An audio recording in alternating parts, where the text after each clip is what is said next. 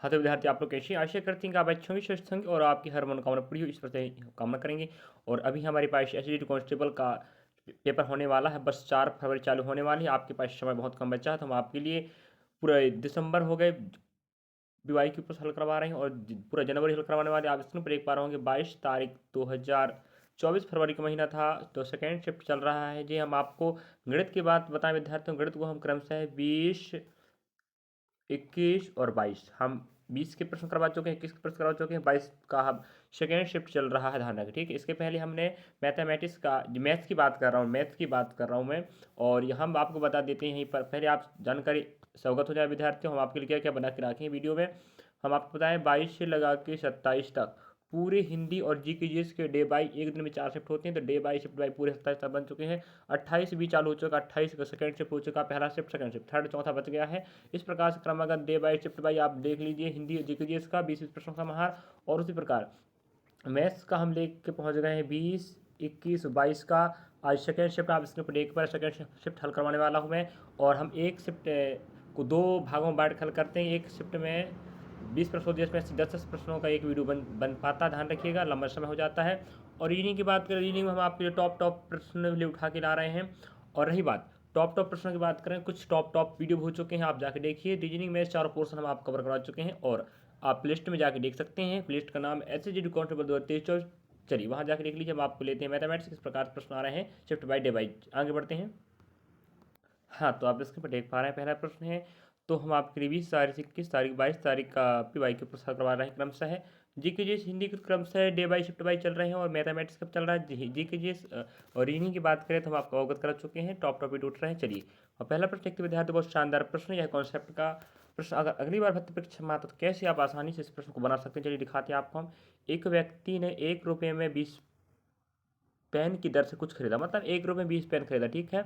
और कुछ पेन खरीदे और उन्हें 1 रुपये में 15 पेन की दर से बेच दिया, तो लाभ प्रतिशत कितना होगा। कई बार वो बोल देता लाभ हानि प्रतिशत बताओ, और यहाँ तो कह रहा लाभ ही होगा। अब देख रहे विद्यार्थी हल कैसे करना पड़ता है, देखिए आप लोग देखो, 1 रुपया में कितना पेन लाया उसने, 20 पेन लाया। और 1 रुपया में कितने पेन बेच दिया, 15 पेन बेच दिया, ठीक है। देखिए यह कॉन्सेप्ट का प्रश्न पिछली एग्जाम में भी आ चुका, ध्यान रखिए। अब लाभ हानि का है, अब आप खुद दिमाग लगाओ विद्यार्थियों। देखिए 1 रुपये के आप 20 पेन लाए थे और 1 रुपया उधार लिए, कितने पेन बेच के, 15 पेन बेच, कितने फायदा होगा आपको, 5 पेनों का फायदा होगा, ठीक है, होगा 5 पेनों का फायदा। और हमेशा नीचे आप क्या रखना है, विक्रय की गई वस्तु, तो कितने विक्रय किए थे, 15, ठीक है। तो यहाँ 5 से कम 5 और जो 5 दिया 15 हो जाएगा, 1/3 इसका भन्न मान का परसेंट बनेगा 33.33%। आपको राइट आंसर है, समझे। बताइए कितना आसान था कि नहीं, था कि नहीं बताओ। तो ऐसे आपको प्रश्न हल करना है, अगली बार जब फिर आएगा देखिए कहीं ना कहीं फिर मिलेगा। इसलिए हम बोल रहे हैं आपको हमारे साथ जुड़े रहिए, हम आपके लिए पूरा 1 महीना बचा, 1 महीना पूरे पीवाई के ऊपर हल करवाते रहेंगे हम। इसके बाद हम एनटीपीसी ग्रुप डी की तैयारी करवाएंगे, आप लोग हमारे जुड़ सकते हैं। चलिए, और अच्छा लगे विद्यार्थियों वीडियो जरूर लाइक सब्सक्राइब शेयर करना भूलें। अगला प्रश्न हमें कह रहा है विद्यार्थियों, बहुत शानदार प्रश्न है, अनुपात वाला प्रश्न भी हमें प्रश्न में देखने को मिलता है। 3 संख्याओं का अनुपात 6, 8, 9 के रूप में है, तीनों का योग कितना है, 460 है, ठीक है। सबसे बड़ी संख्या कह रहा है, सबसे बड़ी संख्या यहाँ अनुपात में 9 है, तो 9 के बराबर देखना पड़ेगा पहली बार। अब पहले हम पता कर देते हैं यहाँ पर कि टोटल कितना हो रहा है, ठीक है। यहाँ हम अगर 6, 8 और 9 को जोड़ेंगे विद्यार्थियों, जे टोटल बन जाएगा कितना, 23 बनेगा। कितना बनेगा, 23 बनेगा, है कि नहीं। अनुपात में टोटल 23 है, रियली में कितना, 460 है। अब किसका बड़ी संख्या 9 है, तो 9 का यहाँ मान रख लीजिए। अब देखना है आपको 23 का 20 गुना हुआ है, इधर भी कर देंगे 20 गुना, तो 9 दूना 18 हो जाएगा और जीरो की जीरो लग जाएगा। 180 आपका कहाँ मिल रहा है, ऑप्शन नंबर दूसरे, बस खत्म। बताइए कितना आसान था कि नहीं। भाई 3 संख्याओं का अनुपात दिया 6, 8, 9 का योग दिया, तो हम तीनों संख्याओं का अनुपात को जोड़े, अनुपात 23 बन गया, है कि नहीं, अनुपात 23 बन गया। और रियली में योग कितना है, 460 है, तो गुना देखे तो 20 गुना हुआ, यहाँ भी 20 गुना कर, तो ऊपर जितने गुना होता है नीचे 20 गुना होता है, तो आपका आंसर 180 आ जाएगा। इस प्रकार हल करना था। अगला प्रश्न चलिए, अगला प्रश्न आपके समक्ष है। हम एक वीडियो में आपको 10 प्रश्नों को समाहार देने वाले हैं, बाकी 10 प्रश्न आपको नेक्स्ट वीडियो मिलेंगे, ठीक है। तो एक वीडियो में थोड़ा लंबा समय हो जाता है, इस चक्कर से आप लोग समझने का प्रयास कीजिए। अगर आप हमारे साथ लगातार जुड़े हैं तो आपको कॉन्सेप्ट समझ में आएगा, नहीं तो आप पहली बार देख रहे हैं तो एकदम से कहूँगी जी कहाँ से दिमाग ला लिया और हल करके बता दिया, है कि नहीं। चलिए, लगातार देखते रहिएगा, अपने आप कॉन्सेप्ट दिमाग बैठने लगेगा। चलिए, एक नाव एक समान चाल से 54 किलोमीटर की दूरी तय करती है। ठीक है, एक समान चाल से। यदि नाव की चाल 3 किलोमीटर प्रति घंटा की वृद्धि कर दी जाए तो समान दूरी तय करने में 3 घंटे कम समय लगते हैं। मतलब यहाँ से यहाँ चलने में इतना दूरी कितना है आपका 54 किलोमीटर है, 54 किलोमीटर, इतना दूरी 54 किलोमीटर अब कहता है वो अपनी समान चाल से चलती है तो कुछ समय लगता, लेकिन जैसे ही वो क्या करती है 3 की चाल बढ़ाती है तो 3 घंटा कम समय लगता है। ठीक है, अगर हम कहते हैं 3 घंटे कम समय लगता है। ठीक है, अब देखिए समझने का प्रयास करना है आपको। यहाँ पर इस प्रश्न को हम ऑप्शन से बनाएंगे। किससे बनाएंगे? ऑप्शन से बनाएंगे। यहाँ कह रहा है नाव की चाल, मूल चाल मतलब जो पहले चाल थी उसको कह रहा है वो 54 किलोमीटर प्रति घंटा तय करती है। ये समझे आप क्या? कहने का मतलब ये है कि दूरी 54 नहीं है, यहाँ से यहाँ की दूरी कितनी? 54 किलोमीटर है, 54 किलोमीटर है कि नहीं। अब नाव, अगर हमें बोल नाव की मूल चाल, अगर नाव की मूल चाल ऑप्शन में ए बी सी डी कोई एक है कि नहीं, पहला और दूसरा तीसरा चौथा कोई हो सकता है, हम कहते हैं भाई पहला ही है, तो हम कहते हैं दूरी पहला है। दूरी तो नहीं रहेगा, अगर वो समान चाल 6 है तो 6 से चलती है तो कितने आएगा? 9 घंटे आएगा। 9 घंटे आएगा समय भाई। टी बराबर एस अपॉन डी होता है, एस सॉरी टी बराबर डी अपॉन एस होता है, मतलब दूरी अपन चाल होता है नहीं तो नौ, अपने समान चाल से चले तो 9 घंटे समय लेगी। अगर हम उस 3 की चाल वृद्धि कर दें तो भाई दूरी तो वही रहेगा ना, दूरी वही रहेगा। 3 की वृद्धि करते हैं भाई, समान चाल कितनी थी आपकी? 6 थी ना। अब 6 में 3 जोड़ेंगे 9 होगा ना, 9 छक्का 54। तो अगर वृद्धि करती है चाल में तो 6 घंटे में तय करती। क्या प्रूफ हो पाया 3 घंटे कम लगते हैं? बिल्कुल सही बात है। फर्स्ट में 9 घंटे लग रहे हैं समान चाल में, अब चाल बढ़ाने से 6 घंटे लग रहे हैं। इसका मतलब कितने घंटे कम लग रहे हैं? 3 घंटे। जो आपका क्या हो गया? प्रूफ हो गया। नहीं समझे आप? समझे कि नहीं बताइए? हाँ, तो सिद्ध हो गया। इसका मतलब ऑप्शन बिल्कुल आपका पहला सही है। अगर ऑप्शन पहला सही नहीं होता तो आपका आंसर अंतर 3 घंटा नहीं आता। समझे? चलिए अगला प्रश्न देखते विद्यार्थी। इस प्रकार से हमारे साथ कॉन्सेप्ट वाइज प्रश्नों को समझने के लिए आप हमारे जुड़े रहिए। हम आपके लिए बेहतरीन प्रयास करेंगे शानदार तरीके से बताने का। जो विद्यार्थी देख रहा हमारा वीडियो वो फायदे में जाने वाला, ध्यान रख। चलिए अब हम आपको दिखाते हैं नेक्स्ट प्रश्न के बारे में। किसी वस्तु पर 10% की छूट देने के बाद भी 10% का लाभ होता है। यदि कोई छूट ना दिया जाए तो लाभ प्रतिशत कितना होगा? चलिए इसको शानदार तरीके से बनाने का प्रयास करेंगे, बिल्कुल शानदार तरीके। देखिए ना, हमें 10% की छूट की बात करें, 10% की छूट। भाई छूट और जो कहानी होता है अंकित मूल और विक्रय मूल पर होता है छूट कहानी। ठीक है, अंकित मूल जो हो गया और जो आपके एसपी लिख ली। ठीक है, अभी हम अनुपात बना रहे हैं। अब देखना आपको यहाँ पर है 10% कहता है 1/10 हो, 10 रुपया में कितना छूट। अगर आप समझ पा रहे हैं, हमारा वीडियो शुरू से देख रहे हैं तो जो कॉन्सेप्ट कम आएगा, नहीं तो एकदम कहोगे तो कहाँ से आ गया भाई। 10% का भिन्न रूप 1/10 बनता है। और ये कहता है छूट कह दिया ना 10%, मतलब 10 रुपये में एक की छूट। तो लिखा था अंकित 10 रुपया और छूट दे दिया 1 रुपये, कितने मैच हो गए? 9 रुपये में। तो ये अंकित मूल और एसपी का अनुपात बन गया 10:9। इसको याद रखिएगा। ठीक है, अब कहता है छूट देने के बाद 10 का लाभ होता है। अब 10 का लाभ होता है, 10% का लाभ होता है, 1/10 बनेगा? नहीं बनेगा, बताओ। अब लाभ होता है, इसका मतलब होता है विद्यार्थियों लाभ हानि हमेशा सीपी और एसपी पर देखा जाता है। ठीक है, एसपी और सीपी पर देखा जाता है। 10 का लाभ होता है मतलब 10 की वस्तु रही होगी, 10% का लाभ होता है, 10 में 1 का लाभ होगा। मतलब 10 की वस्तु को आप 11 में बेचोगे तब आपको लाभ होगा। तो ये आप समझ पाए।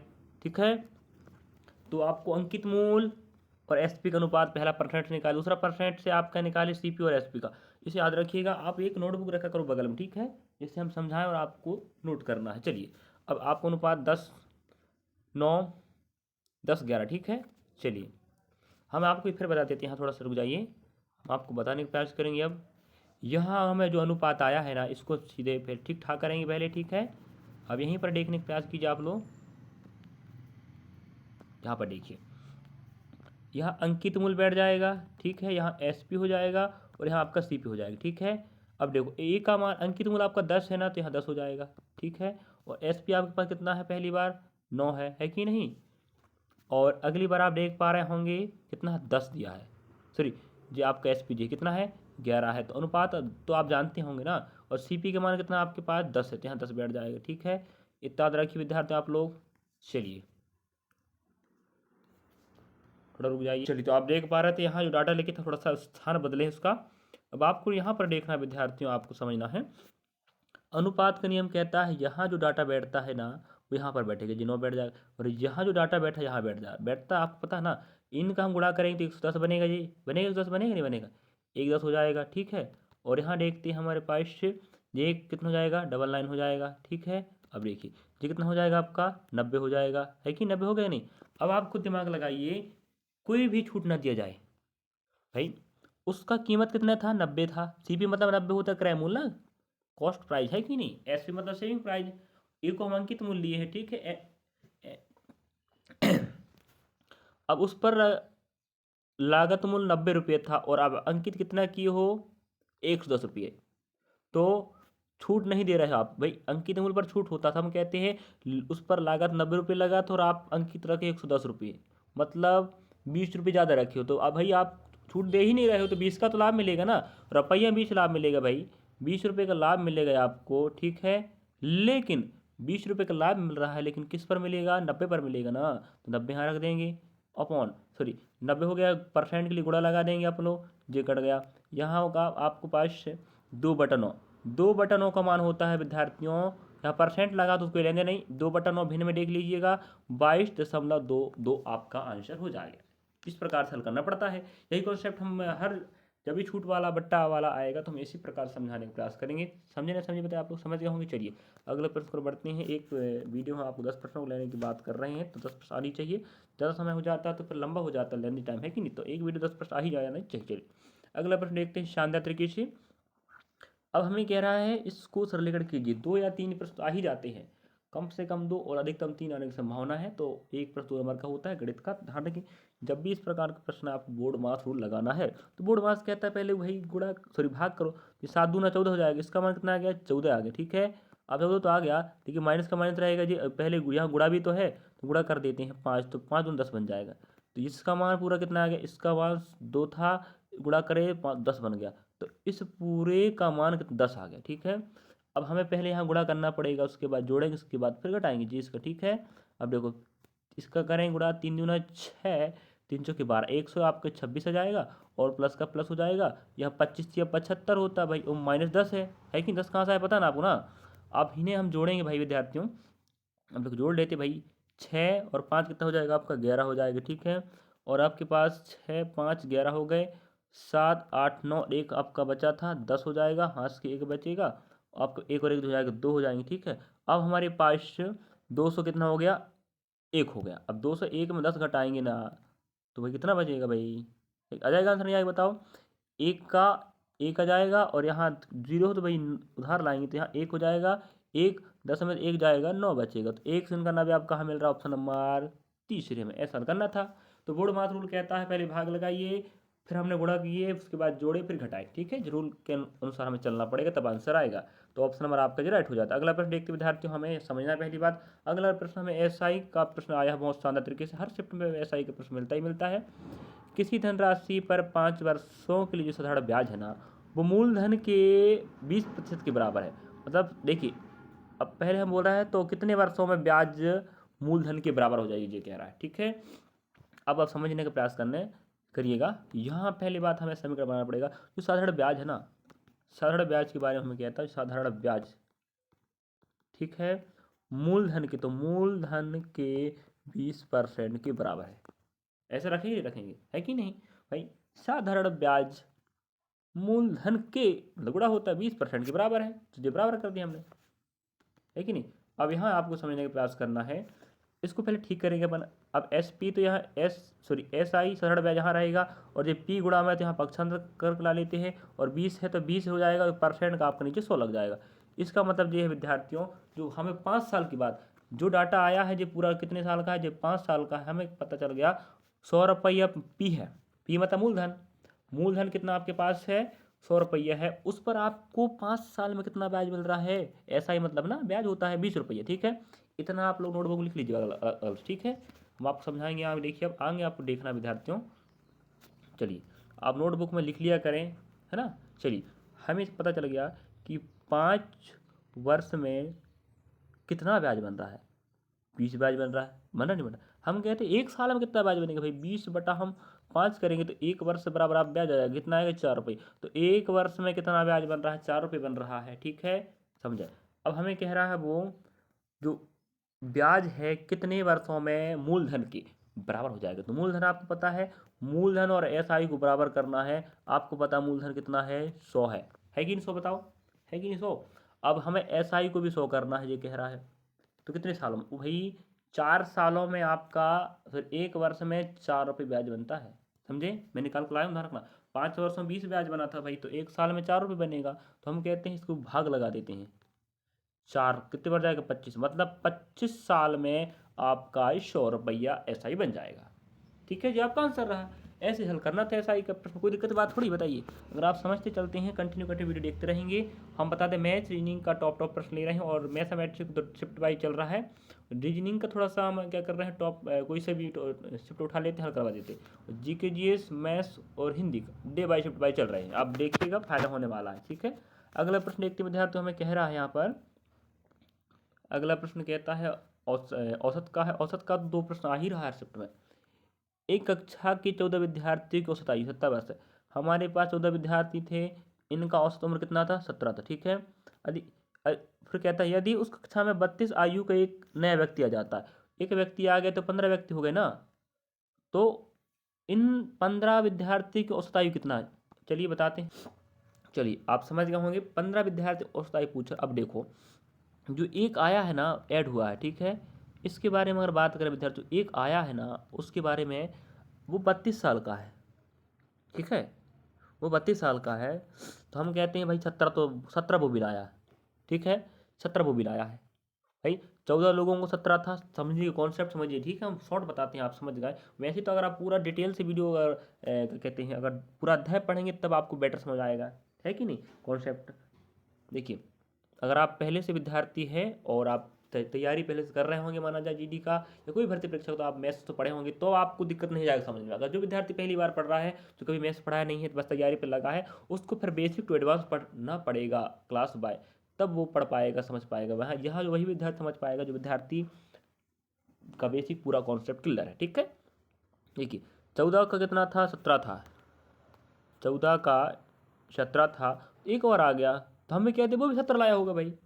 औसत मतलब वो तो सब पूरा और बांटना, 17 लाया होगा, तो हम कहते हैं 17 तो लाया है, साथ में 32 भी, तो वो तो पूरा 32 का आया है, लेकिन हम 17 अलग करते हैं। ठीक है, तो यहाँ देखते हैं, यहाँ हो जाएगा 12, यहाँ 5 है कि यहाँ 5 बचेगा भाई, 12 में 7 जाए, तो यहाँ 2, यहाँ 1 आ जाएगा, तो हमारे पास कितना आया, 15 आया कि नहीं है बताओ। ठीक है, इसका मतलब कहने का मतलब है जो बंदा आया है 15 नंबर का, वो 32 लाया है, लेकिन साथ में 17 भी लाया, तो हम कहते हैं उसका माना कि 17 लाता, वो 17 लाता, तो औसत पर कुछ असर नहीं पड़ता, क्योंकि भाई 14 लोगों को 17 था और वो खुद को 17 लेकर आया है, तो किसी को देगा नहीं, न लेगा किसी से, क्योंकि 17, लेकिन वो 15 ज़्यादा लाया है, तो 15 लोग क्या करेंगे, 15 लोग हैं टोटल, तो 15 एक एक बांटेंगे, 15 को 15, तो 17 था, एक जोड़ 18 हो जाएगा, औसत तो खत्म किया आपका आंसर। बताइए, ऐसा हल करना पड़ता है। मैं आपको समझा रहा हूँ विद्यार्थी से लेने टाइम लग रहा है, लेकिन आप समझ गए, सीख गए, तो बहुत फास्ट हल कर सकते हो कि नहीं, बताइए। चलिए अगला प्रश्न देखते विद्यार्थियों।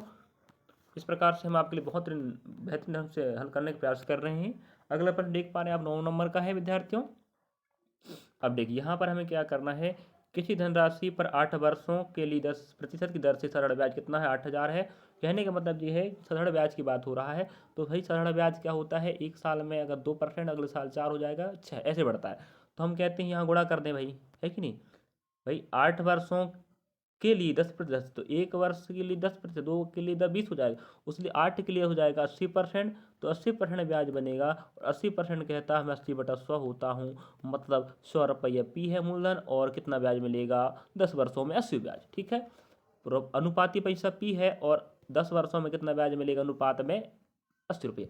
लेकिन आपको पता है रियली में कितना ब्याज मिल रहा है, 8,000 भाई, तो 80 के बराबर में 8,000 रख देंगे, असली वाला अनुपात। अब नीचे से हम भाग लगाएंगे भाई, एक एक कितना गुणा होगा, अगर 8 के साथ हम 100 का गुणा करते तो 800 बन जाएगा ना, तो जीरो काट दिए। हम ऊपर जितना गुणा करते हैं विद्यार्थियों, नीचे गुणा भी करना है, तो कितना बन जाएगा जी, 10,000 बन जाएगा। इसका मतलब उस पी का मान कितना था, 10,000 है। ठीक है, तो इस पहली पंक्ति से हमने क्या निकाले, पी निकाल ली है।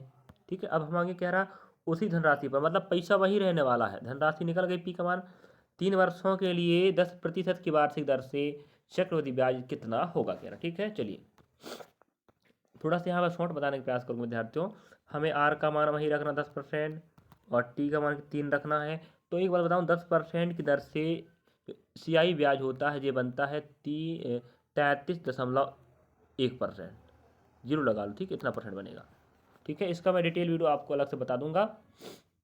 क्या बताया हमने, आर 10% है, क्योंकि हम वही परसेंट की बात कर रहा है, समय बदलना है, पी वही रहेगा, तो पी वही है, बात की बात कहानी है। तो 3 वर्षों के लिए जो सीआई ब्याज वो एसआई था, एसआई होता तो 30% बनता, ध्यान रखना, लेकिन सीआई में क्या बनता है, एसआई ज़्यादा बनता है, जो बनता है 33.10%। तो हमें बोला है चक्रवृद्धि ब्याज बताओ, तो भाई चक्रवृद्धि ब्याज परसेंट में कितना आ गया, इतना आ गया, हमें रियली मान चाहिए। अब देखिए 33.10% आपका क्या रहेगा, ब्याज रहेगा, किस में, परसेंट में, लेकिन रियली में हमें पता करना। देखिए किस प्रकार से आपका आंसर आएगा।